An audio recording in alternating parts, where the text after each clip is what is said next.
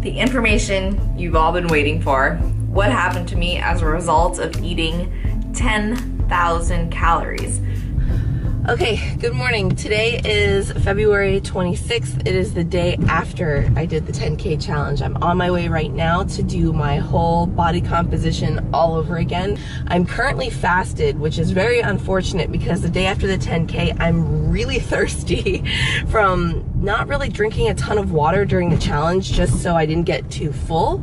So after the test, I'll drink, but we're about to go check to see what has changed, and I will check you when I get to the lab.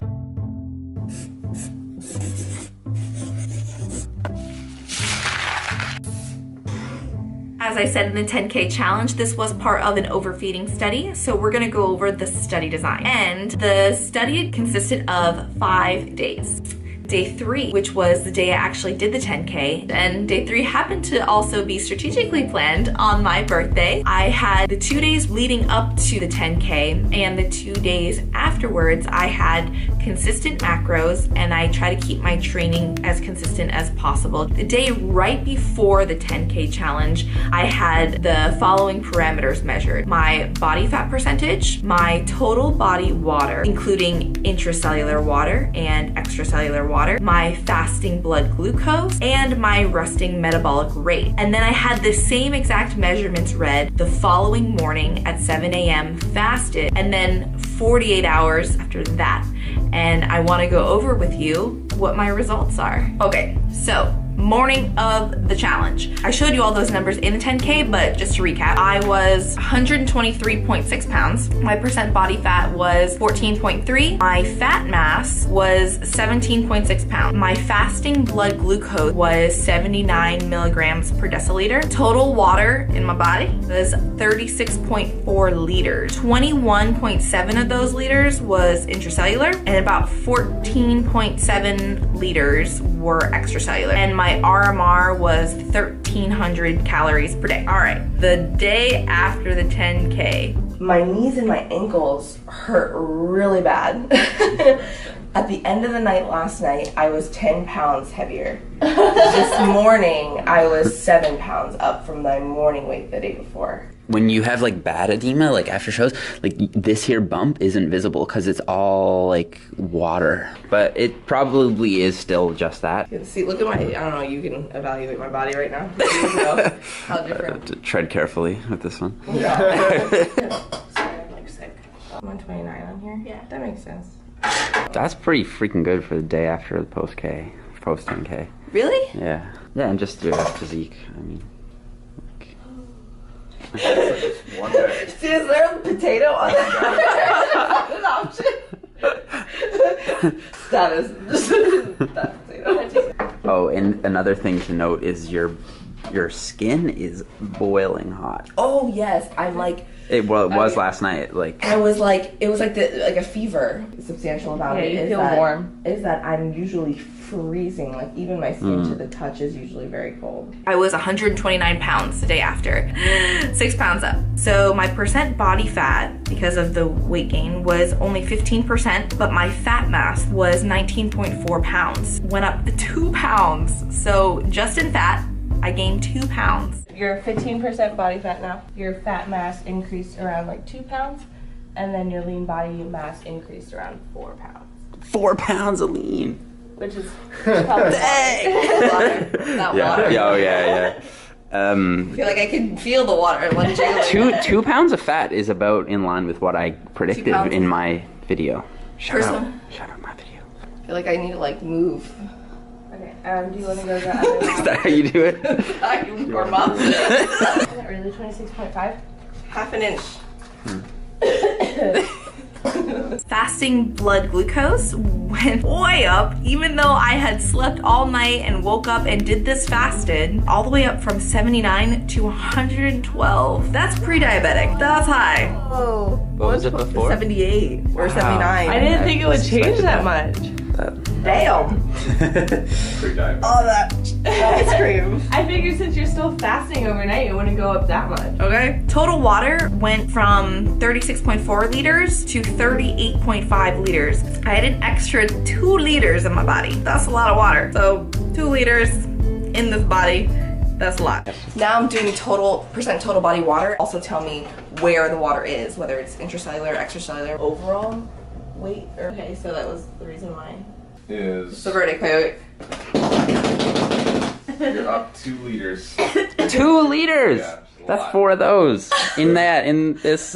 In my knees. 16.3, so it's 1.5 liters of extracellular water. That's crazy.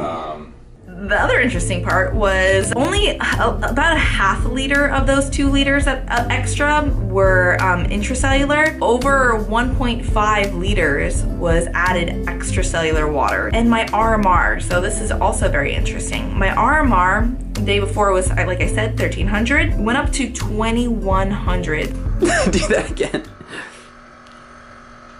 No. Yeah. This will be the thumbnail for. I feel like when I'm breathing now, as compared to like how I was breathing before I took it, I have to breathe like. It sounded faster. So what was your resting metabolic rate yesterday? So I had the first one we did, it was like 1246. And now it's 2,100. Yep. That's crazy. Yeah, I'm not surprised. I literally feel like just to breathe is like. Yeah. Really, really high resting metabolic rate, which obviously makes sense because as a result of eating all of that food, my body had to digest it. And digesting so much food requires a lot of energy from your body. So it did increase my resting metabolic rate. It did return back to normal as I returned back to normal eating patterns 2 days after. Now, my weight actually went down to the weight that I was the day before I did the 10K. I don't want to put in my head that nothing happened as a result of this 10K because my percent body fat was actually higher. Of those 2 pounds that I gained, I held on to a pound of body fat. Oh dang. 123. That was what I was the day before. So the fat that I gained from the 10K challenge, I didn't lose that even though my weight went down, but I lost all the water that I gained. 2 days after, I didn't lose the fat yet. And they're like, oh yeah, I'm back down kind of to my normal weight. or not, or like close to it, but like they didn't lose the fat that they put on. Right, right. So moving on to fasting blood glucose, 48 hours later, it did return to normal, 73 milligrams per deciliter. My extracellular fluid, it did go down a liter. For the love of God, I didn't have 2 liters extra in my extracellular fluids. My RMR actually returned almost to baseline. It went down to 1,400 calories per day. Okay, just remove that RMR mask. And the reading for today, 1396, which is crazy because it went almost all the way back down. It is now March 10th. Welcome to Time Travel. You'll have seen the first 2 follow-ups. This is the last and final follow-up that I will be doing. I was traveling the past couple of weeks, so it's been about 13 days since I did the 10K challenge. Wanted to measure not only acute, but a little bit of a long term. We will see what my body is looking like. I'll catch you in a second. So on this scale, I am 125 today. I'm up a little bit, and that could be a result of I didn't splurge in Ohio, but I don't compete, so. I was up a little bit in weight. My weight was 125. My percent body fat was 14.7. However, my fat mass was still 18.4, so I still had that extra pound of fat. I don't know if that extra pound is from the 10K or if I gained it eating in Ohio, but I still have 18.4 pounds of fat on my body. My fasting blood glucose was normal, 73 milligrams per deciliter, and my total water was down a bit. It was 36.9 liters. My resting metabolic rate, or my RMR, was actually 1,500. Those are the numbers 2 weeks, which goes to show that it's possible that that extra pound of fat that I gained as a result of the 10K is from that 10K, extra pound of fat on me. A lot of things did go down and a lot of things did return back to normal, but the one thing that did not return back to normal completely, 48 hours after, I had kept an entire pound of fat, and in that follow-up that I did that's 2 weeks after, I did still have all that fat mass. I don't want to say that you can't put on weight as a result of just one overfeeding, because you can. However, gaining a large amount of weight is just doing something like this where you're eating in a caloric surplus all the time, because that fat will accumulate and accumulate and accumulate. It's not just from an acute insult like a 10,000 calorie challenge. It's that continuous eating over your maintenance amount of calories. That's all I have for you.